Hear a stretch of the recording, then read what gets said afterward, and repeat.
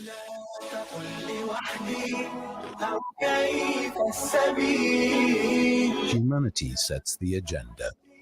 تصنع المستحيل.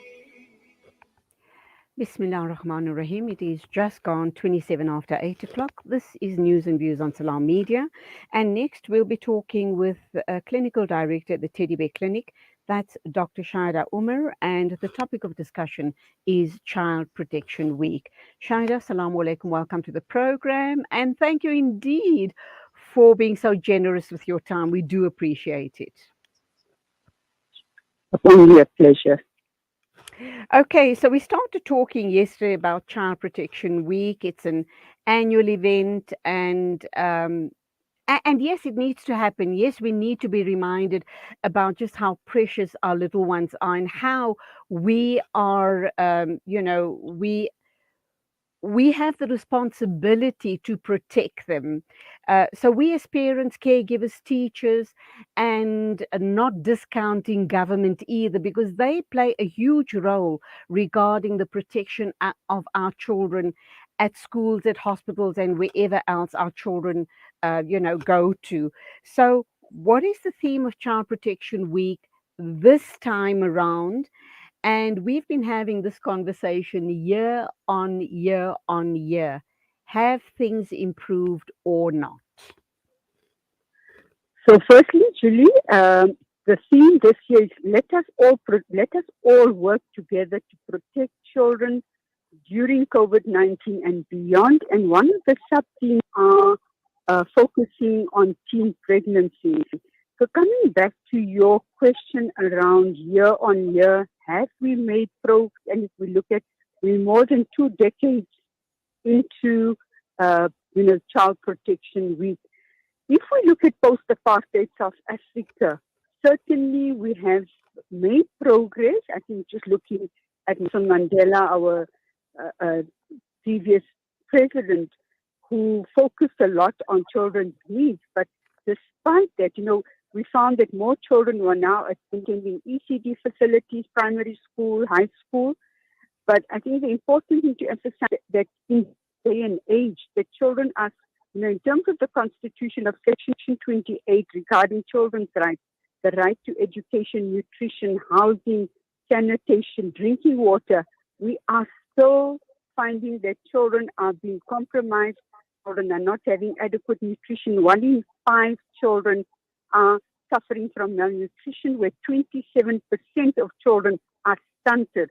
And this has been a study that was conducted by the Children's Institute in South Africa, where it impacts on their social, emotional, and cognitive development. So they perform poorly at school, and looking at the long trajectory where children are dropping out as a result. So we're looking at nutrition, housing, the overcrowding, the poverty, the unemployment, and the ripple effect it has on children. But you raise so housing, nutrition, education, where although children's school fees have been waived, where parents cannot afford school, we still find that there's poor infrastructure at schools, poor quality of education. So overall, drinking water, children in Lusiki City are carrying buckets. You looking at your little girls walking with buckets of water, not having access to drinking water. And then the latrines and toilets in schools, it's shocking. So how far have we come? We talk about child protection, but all these are risk factors, compromising and not enhancing the best interests of children. And safe places, we find that living at home has also become not a place of safety and security. Children are being violated within their home environment, outside, in public places, traveling to school, in schools, by educators, by learners, by peers. Also the online sexual exploitation, online cyberbullying that we're finding, and it is impacting on the mental health and well-being of children. So across the spectrum, it's not just a stranger danger, but it seems like, where are children safe? That is the question that we have to answer. Shaheda, as you're speaking, I've just realized what a broken society and nation we are. And that clearly points the finger directly at government as well. I do know that there are other role players as well. There's caregivers, there's parents, there's there's teachers. Also, what children are exposed to early on in their lives is what they're going to deem as normal, and they're going to play out as they grow up as well. But when I say a finger needs to be pointed very strongly at government, is in reference to the comments you've made about infrastructure. Because if government plays its part, if it hasn't gone on the spree of state capture, of gross corruption and negligence, we wouldn't find ourselves in the state that we're in at the moment. Indeed, and I think, this is when we speak about collaboration, partnership, and a strategic priority should be set for.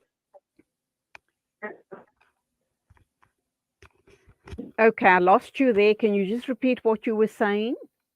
I said government needs to reach out to NGOs, community-based organizations, faith-based organizations. We all need to work together. And of course, the important thing here is the allocation of budget and resources, because I just want to share something. Day before yesterday, we received a call of a child that was a victim of statutory rape. That's in KZN.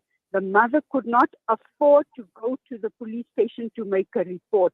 So the accessibility and availability of resources need to be decentralized for people to have access to support, intervention, law enforcement. There are many challenges, and you are absolutely correct and spot on when you say that we have to hold government accountable, and all government departments. It's not just one single. It's education, it's housing, it's labor, it's health and safety, it's Department of Social Development.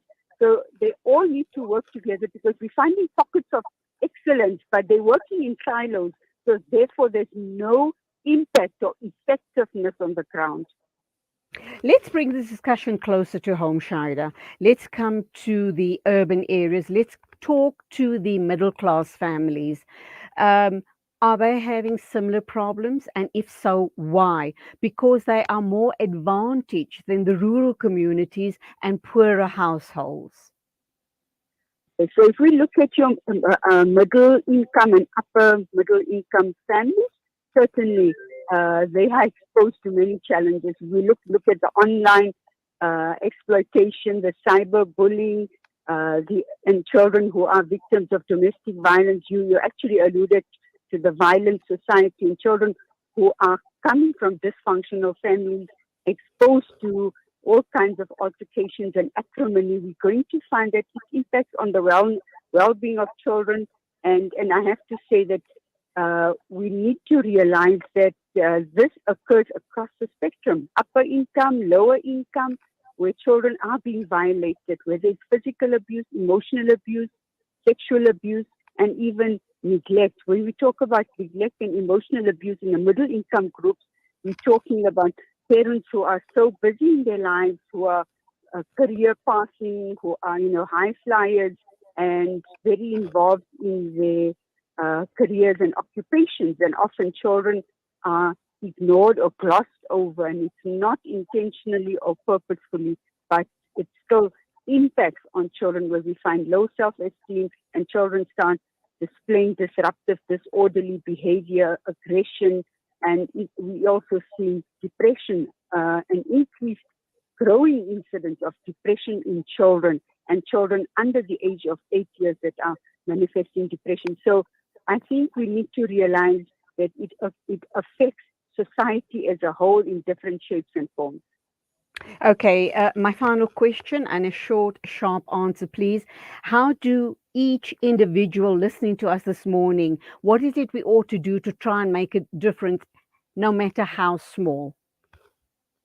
Well, I think we all need to actually lift our heads and look around and actually be more vigilant and make it our responsibility, because it is each and everyone's responsibility that if you see a child in need, or you see that something is not right, there's something amiss here, the important thing is to report it, to follow up on it, to ensure that something is being done and that there's some kind of action, so mobilize action. What we appeal to every citizen in this country is to get out of that complacency mode and become more action-oriented.